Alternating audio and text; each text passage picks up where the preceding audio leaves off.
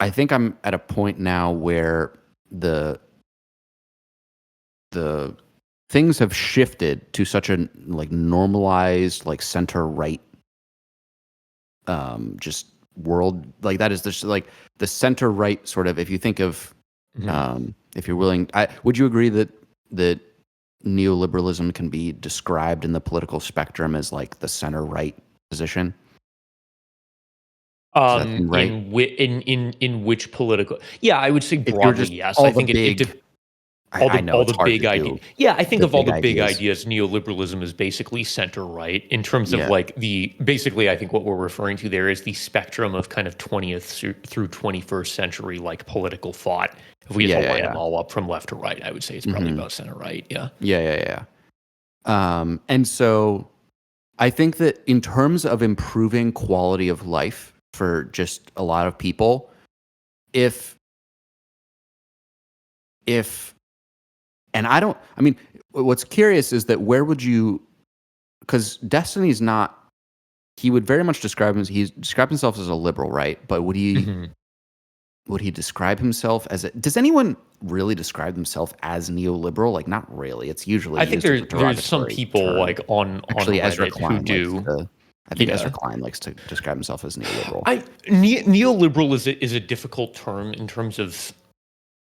I mean, I'm sure there's academic work we could defer to in terms of like a firm definition, but colloquially on the internet, like what it actually means, because kind of like if you play out Used some for of the everything. premises of neoliberalism, it's not entirely like, for example, like Fukuyama, Francis Fukuyama in fucking End of History, I think refers to one of the Nordic social democracies as being neoliberal. Obviously, that book is written 35 years refers ago. to Denmark. That's what Citarella referenced that in that interview. He references Denmark. Yeah. And it's sort of in some sense it is, right? Because there's this like ultimate deference to markets as something that can allocate things optimally.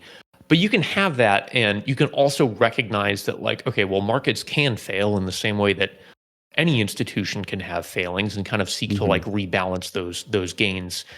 And that doesn't seem entirely contradictory with the premises of neoliberalism, but it does seem contradictory with how most neoliberals would identify and kind of like the vibes they're going for. So I would call that basically like, I don't know, we can colloquially call it like progressive liberalism, and understanding that capitalism is basically good, markets are good, and we can rebalance the gains that we get societally in a way that leads to more optimal outcomes. And I think that to me seems like where like Destiny would land. And honestly, like most of the modern, well, a lot of Dems probably are a little bit right of that, but I think is kind of like the mainstream left position in the U.S. now, or mainstream Dem position.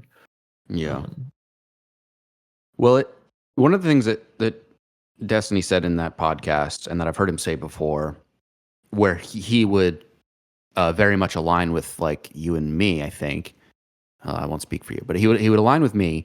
Is that he says it's important for people when understanding the world to. Oh, did I lose you? Keep going. My audio's on. I just had to reboot my camera.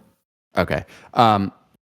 It's important for people when sort of looking at the world around them and looking at corporations and the way the world works and whatnot, to understand that companies do not exist as like moral entities. Like there's no like corporations aren't out there to do good or to do bad. They are out there fundamentally as like profit seeking organizations. Like that is the underlying thing. And so people need to understand that in terms of like looking at the world around them and looking at companies and understanding that the market system of just like sort of solving human need, like it's not like companies pop up to meet a need and that's the primary force that's popping it up. Like that can be that meeting human need can be something which can be profit making, but there are certain markets which like really meet human need pretty well, pretty darn well, certainly better than anything in human history. And just in terms of like how much clothes are being made. I mean, I know there's lots of problems like with production and how workers are treated and But in everything. terms of like actually In developing terms of like like our ability to output, make stuff, yeah, I mean, yeah, like like there's I never been a mean, time in history that we've made nearly as much clothing. yeah,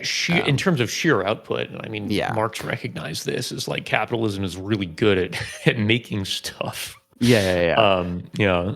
But then like someone like Destiny used in the example in the podcast, he says like when we look at like sort of more rare diseases that need very specialized treatment, like markets are not going to be a great solution for that because there's Mhm. not as much demand.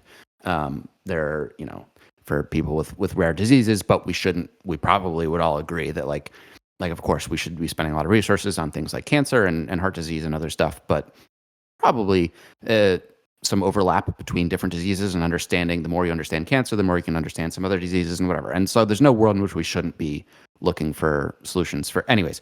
So, but the point, what's interesting to me is that I think that like wherever Destiny is on the political spectrum and everyone to the left of him, maybe not everyone, but a lot of people to the left of him, there's enough common ground, at least right now, that I think finding a way to um, even if it's very transactional, like transactionally work together to gain political power, like can make some things a lot better.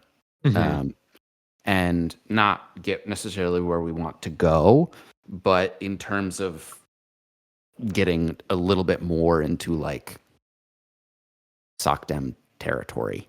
Yeah. Um, Yeah.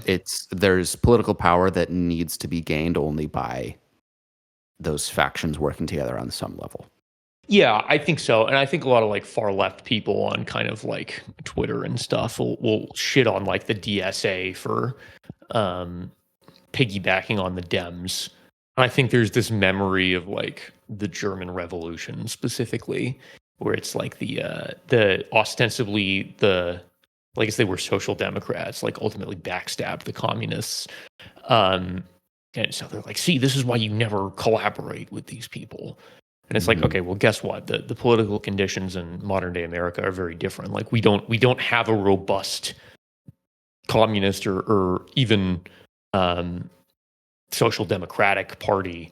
Um, and so it makes sense to kind of like glom onto something that's bigger, that does have some shared goals, and I think probably some reasonable um, room for these positions to kind of like grab onto that, ride it a little bit, and take advantage of shared political interests. I mean, that's just kind of like good politics.